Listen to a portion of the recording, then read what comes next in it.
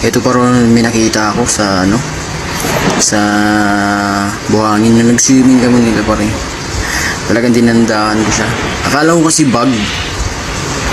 Kaya parang sabi ko, parang ang hirap niya mugutin.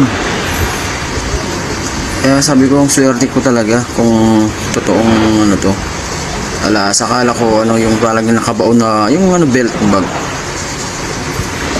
Yan, namugot siya, dinadaan-daan ko talaga. Kasi mahirap siya hugutin pare. Alam kung bakit. Kasi ko isip ko, ginto kaya to.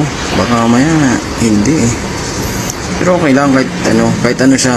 Basta makuha ko to. Kasi yun na nga. Sa awa ng Diyos, sabi ko, ay, mukhang malapit na. Ayun, dulo na siya. Yan, sabi ko, uy, parang kwintas to para.